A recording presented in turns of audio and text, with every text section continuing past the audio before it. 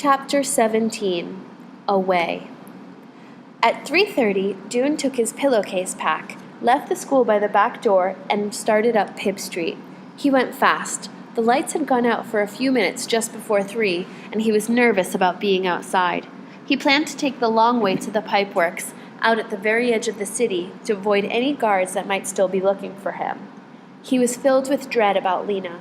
He wouldn't know what had happened to her until he got to the pipeworks and she either showed up or didn't. All he could do now was run. He raced down Knack Street. It was strange to be out in the city with the streets so utterly deserted. Without the people passing back and forth, the street seemed wider and darker. Nothing moved but himself, his shadow, and his fleeting reflection in shop windows as he passed. In Selverton Square, he saw a kiosk where the poster with his and Lena's name on it had been pinned up. Everyone in the city must have seen these posters by now. He was famous, he thought wryly, but not in the way he wanted. There would be no glorious moment on the gathering hall steps after all. Instead of making his father proud, he would cause him dreadful worry. This thought made him so sad that his knees suddenly felt wobbly. How could he just vanish without a word? But it was too late now. He couldn't go back. If only there was some way to send him a message. And in a moment, he realized there was.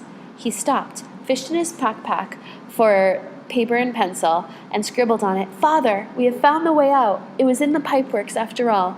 You will know about it tomorrow. Love, Dune." He folded this in quarters and wrote, "Deliver to Loris Harrow," in big letters on the outside, and pinned it to the kiosk. There, that was the best he could do. He would have to trust that someone would deliver it. In the distance, he heard the faint sound of singing. He listened. It was "The Song of the River," just ending. Like everyone in Ember, he knew all 3 songs by heart. He sang along softly with the faraway singers.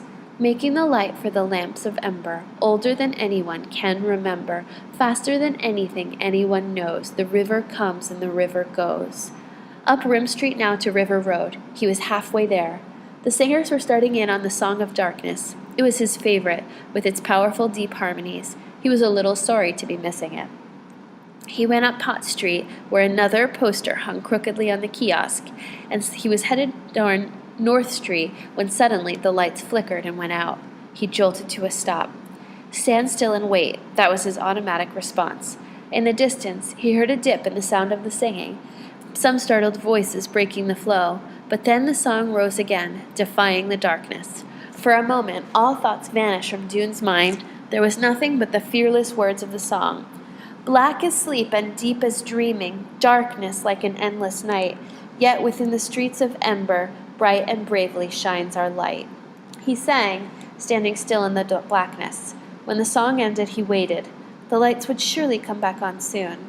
For a few minutes there was silence, and then far away, a piercingly clear scream. More screams, and shouts followed, the sounds of panic. He felt the panic himself. But suddenly, with a flash of joy, he remembered he didn't have to wait for the lights to come back on. He had what no citizen of Ember had ever had before, a way to see in the dark. He set his pack down, untied the knot at the top, and groped around inside until he found the candle and the little packet of matches. He scraped a match against the pavement, and it flared up instantly. He had a light. He had the only light in the entire city. The candle didn't cast its light very far, but it was enough to see the pavement in front of him. He went slowly down Pot Street, turned left on North Street. At the end of the street was the wall of the pipeworks office. When he got to the office, nobody was there.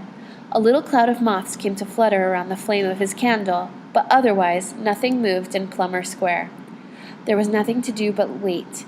Dune blew the candle out. He didn't want to use it all up in case the light stayed off for a long time, and squatted down on the pavement, setting down his bundle and leaning against one of the trash cans.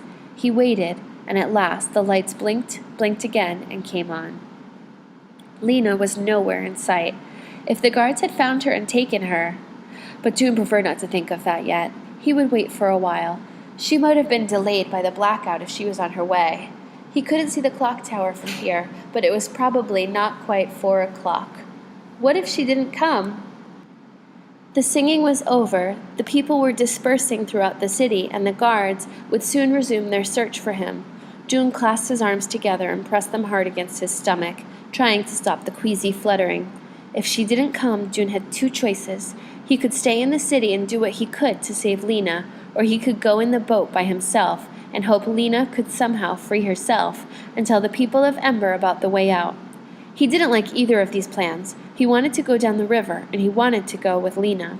June stood up and hoisted his sack again. He was too restless to keep sitting. He walked down the street and looked in both directions. Not a single person was in sight. He walked to Plummer Street, thinking that perhaps Lena was coming by the city's edge, as he had, to avoid being seen. But no one was there. He had to decide what to do. He went and stood in the doorway of the pipeworks. Think, he said to himself. Think. He was not even sure he could make the river journey by himself. How would he help get the boat in the water? On the other hand, how could he help Lena if she was in the hands of the mayor's guards? What could he possibly do that would not just get himself caught too? He felt sick. He stepped out of the doorway and scanned the square once again. Nothing moved but the moths around the lights. And then, down Gappery Street, Lena came running. She came slantwise across the square, and he dashed to meet her. She was hugging a bundle to her chest. "I've come. I'm here. I almost didn't make it," she said, breathing so hard she could barely talk. "And look!" She folded back the blanket of her bundle. June saw a curl of brown hair and two wide, frightened eyes. "I've brought Poppy." June was so glad to see Lena that he didn't mind at all that Poppy was coming with them, making a risky journey even riskier. Relief and excitement flooded through him. They were going! They were going! "Okay," he said. "Come on." With his borrowed key, he opened the pipeworks door, and he hurried past the yellow slickers on their hooks. June dashed into the pipeworks office long enough to replace the key on its hook, and then they pulled open the stairway door and started down. Lena stepped slowly because of Poppy, and Poppy clung to her neck, unusually quiet, sensing the strangeness and importance of what was happening. At the bottom of the stairs, they came out into the main tunnel. "How are we going to get Poppy down there?" June asked. Lena said, "I'll fasten her to my chest." Setting Poppy down, Lena took off her coat and sweater she was wearing. With June's help, she made her sweater into a sling for Poppy, tying its sleeves behind her neck. Then she put her coat back on and buttoned it up. June looked doubtfully at this bulky arrangement. "Will you be able to climb down, carrying her like that? Will you be able to reach around her and hold on to the rungs?" "Yes," said Lena. Now that she had Poppy with her, she felt brave again. She could do whatever she needed to. June went down first. Lena followed. "Stay very still, Poppy," she said. "Don't squirm." Poppy did stay still, but even so it was not easy going down the ladder with her extra weight. Lena's arms were just long enough to reach past Poppy and hold onto the ladder. She descended very slowly. When she got to the ledge, she stepped sideways, gripped the hand June held out for her, and with a breath of relief came to the entryway. They walked to the back of the entry hall, and June opened the steel panel and took out the key. He slid aside the door to the room where the single boat was, and they went in. Lena unwrapped Poppy and sat her down at the back of the room. "Don't move from there," she said. Poppy put her thumb in her mouth, and June and Lena set to work. June's sack went in the pointed end of the boat, which they must have decided was the front. They put the box of candles and matches in the rear of the boat. It was clear they'd been designed to go there. They fit snugly. The poles labeled paddled were still a mystery. Lena thought maybe they were weapons, meant for fending off hostile creatures. June thought they might fit across the boat somehow to make railings to brace yourself against, but he couldn't get them to work in this way. Finally, they decided just to leave the paddles in the bottom of the boat and figure out what they were for as they went along. June dripped a bit of wax on the floor and stood his candle up in it so he'd have both hands free. "Let's see if we can lift the boat." With June at the rear and Lena at the front, they found they could lift the boat with ease. It was amazingly light, even with the boxes and pack inside it. They set it down.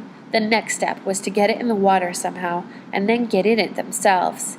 "We can't just drop it in," Lena said. "The river would grab it right away." "That must be what the ropes are for," said June. "We lower it in by holding onto the ropes, and tie the ropes to something to keep it from moving." "To what?" "They must have put a peg or something in the wall to tie to it."